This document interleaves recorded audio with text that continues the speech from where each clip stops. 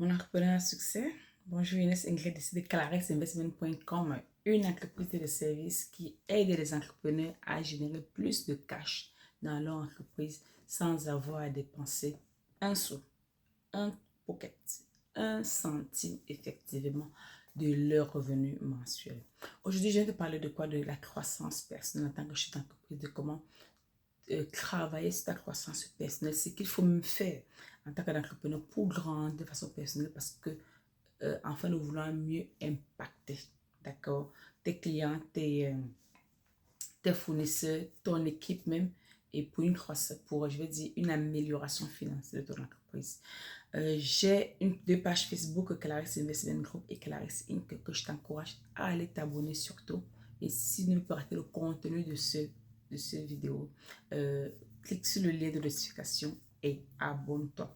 Claris Investment Group sur YouTube, c'est une chaîne qui partage des stratégies financières, qui parle de l'entrepreneuriat, qui parle de business, des idées business aussi, que je viendrai développer au fur et à mesure, je vais également filmer et vous afficher également les pépites même de mon entreprise pour te permettre de te rendre compte que l'entrepreneuriat, c'est quelque chose qu'il faut le penser.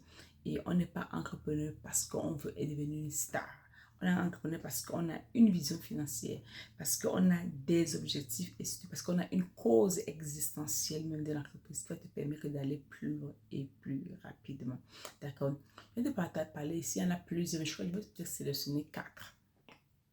Si tu restes jusqu'à la fin, tu auras ces 4 moyens, 4 façons, 4 astuces que je recommande à mes étudiants, que moi-même j'ai appliqué de par le passé également, également que des entrepreneurs que j'ai coaché de A à Z ont appliqué, qui leur ont permis de vouloir avoir les chiffres qu'ils ont aujourd'hui et surtout devenir multimilliardaires dans leur entreprise. D'accord? Un entrepreneur devait d'abord travailler sur lui-même. Je recommande d'abord, ça c'est la première des choses. Je recommande toujours à un entrepreneur de vouloir épargner 10% de son revenu à l'aide de son chiffre d'affaires net d'impôt dans sa croissance personnelle. Autant tu épargnes 10% que tu réinvestis sur toi. Également, tu également épargnes 10% de ton temps au quotidien qui te permet de te développer et de grandir rapidement. Mes collaborateurs, dans la journée, je leur permets également de vouloir créer 10% de leur temps. Oui, 10% de leur temps. Ça veut dire que je les paie sur 8 heures de travail. Mais à 7h30 de travail, je leur permets de prendre une demi-heure de pause ou de lecture ou de coaching dans le groupe pour pouvoir leur booster dans le mindset, leur booster dans leur façon de faire. Également, appréhender avec une façon différente de travail, surtout efficiente, d'approche de leurs tâches au quotidien. Parce que, comme vous êtes un entrepreneur, d'accord, si vos collaborateurs ne grandissent pas, vous n'avez pas grandi. Même si vous, tous vous grandissez. Donc, en voulant épargner 10% de votre temps et 10% de votre argent sur vous également, essayez également de faire pareil avec vos collaborateurs. Et des personnes qui vont me dire, oui, c'est très beau de parler, mais est-ce qu'il faut les payer? Oui, il faut les payer, effectivement. Parce que quand tu investis sur un collaborateur, c'est même ça ta ressource première du développement de ton entreprise. Si vous formez un collaborateur, un an après, il vous quitte. Il voit qu'il ne grandit pas. Il va partir. Même si vous quittez, ce n'est pas grave. Je vous assure que vous allez toujours trouver des personnes. Vous allez continuer à développer. Parce que vous développez l'espace. Vous transmettez une vision différente. Une vision même plus mature au fur et à mesure de recrutement ou alors de stratégie financière ou alors de stratégie de business à vos nouveaux collaborateurs. Toujours est-il qu'il faut mettre des tests à l'entrée, il faut également des tests à la fin. Parce que quand un collaborateur prend 10% de son temps payé pour se développer, que peut-être vous avez peut-être mis en place les formations pour qu'il se développe, il faut également que vous trouvez des moyens, c'est ce que je fais avec mes collaborateurs, de créer des coachings de groupe pour leur permettre de s'exprimer dans ce que vous mettez à leur disposition. Faites des tests, peut-être une fois par mois. Je l'ai même dit, moi, mes coachs, c'est une fois par semaine. Peut-être un examen, un quiz à la sortie, comme ça, à la fin du mois. Pour être sûr que ces gens-là, quand ils vont en formation, ils comprennent et ils veulent aussi appliquer, d'accord, ce qu'ils ont compris. Et parce que tout ça sera pour le bien de votre entreprise. Ça, c'était la première chose que je viens de partager avec vous. C'est très important d'amener 10% de ton salaire, 10% de ton revenu en tant que chef d'entreprise ou 10% peut-être parce que toujours c'est que ces formations, tu peux les déclarer dans tes impôts. Ce n'est pas de l'argent perdu en fait. C'est une dépense pour ton entreprise. Même si tu l'investis en collaborateur, tu peux le redéclarer dans tes impôts. Donc, il est vraiment important d'y penser parce que ce n'est que par ton développement, par ta croissance personnelle que ton entreprise va croître au fur et à mesure, que ton compte bancaire pourra avoir des montants différents. La deuxième chose que je vais parler encore ici, c'est de la lecture. Il faut lire, écrire. Ce que tu as déjà lu, il faut les relire. Il faut toujours penser à écrire. Il faut réécrire ce que tu as déjà lu.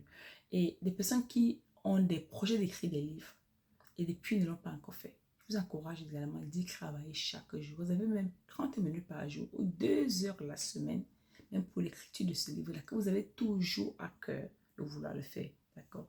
Il est vraiment important pour un entrepreneur de vouloir écrire. Et quand vous écrivez aussi des choses, votre cerveau est plus actif et même plus à même de le retenir. Il faut toujours prendre le temps de lire, de beaucoup lire et de plus en plus lire, mais aussi d'écrire, de matérialiser vos écrits dans ce que vous avez lu. Ça va vous permettre de façon efficiente de vouloir grandir et faire et réaliser vos objectifs. Le troisième point que moi j'aime beaucoup ici, c'est le réseautage. Beaucoup de personnes, comme moi, je le pensais au début, que le réseautage, ce n'est que de la distraction, ce n'est que du temps perdu. Un entrepreneur a besoin du réseautage. Un entrepreneur a besoin de sortir, d'avoir son côté social.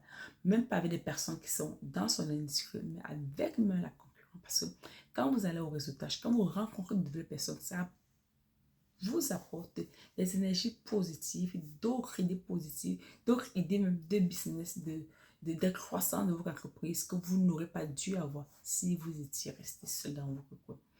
Donc, créez des groupes. Quand il y a des réunions, assistez, c'est même des réunions de brunch, de lunch, de pause café, ou alors même des conférences, les amis. Allez-y. Prenez des billets d'avion, allez assister. Et maintenant, même localement, vous pouvez trouver dans votre ville où vous vous trouvez ces moyens de réseautage qui vont vous permettre surtout et surtout de la croissance personnelle et de façon indirecte la croissance de votre entreprise.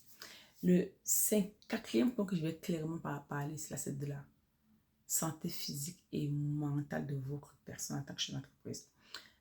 Pour clôturer en fait, un entrepreneur doit apprendre à prendre soin de soi. Je le disais toujours dans mes vidéos que je vous encourage à aller regarder. Quand un entrepreneur en fait, c'est là, son capital sûr, son actif sûr et permanent même, c'est lui-même sa santé. Quand tu es un entrepreneur que tu ne prends pas soin de toi, c'est sûr que tu auras du mal à avancer, tu auras du mal à vouloir même accomplir ta vision de long terme que tu t'es fixée. Donc, il est vraiment important que pour un entrepreneur, de vouloir manger bien, manger sainement, dormir bien, dormir sainement, faire même du sport tous les jours, c'est important. Ou 1 heure de marche, ou 2 heures de marche aussi. C'est que ça permet à ton corps de revitaliser en fait les énergies qui sont peut-être en fuite, ou alors également de dissiper en fait tout le stress que tu accumules en longueur de journée parce que tu fais un travail acharné sur ton entreprise ou alors sur toi-même. Donc, voilà donc mon cher ami, ces 4 points que je venais très rapidement partager avec toi parce que c'est important de vouloir grandir personnellement, de vouloir faire une croissance de soi pour vouloir faciliter en fait la croissance de ton entreprise. Si tu ne le fais pas, très clairement, ton entreprise ne pourra pas avancer. Dis-moi ce que tu en penses en commentaire. Dis-moi très clairement à quel niveau tu te trouves dans ton entreprise. Dis-moi ce que tu fais déjà au quotidien qui te permet de te développer très rapidement. Dis-moi en fait quel est le point qui t'a le plus marqué ou quel est le point que tu penses qui n'est pas trop nécessaire. J'ai vraiment hâte de lire en commentaire. D'accord? Donc, en attendant, on se dit au revoir dans une autre vidéo.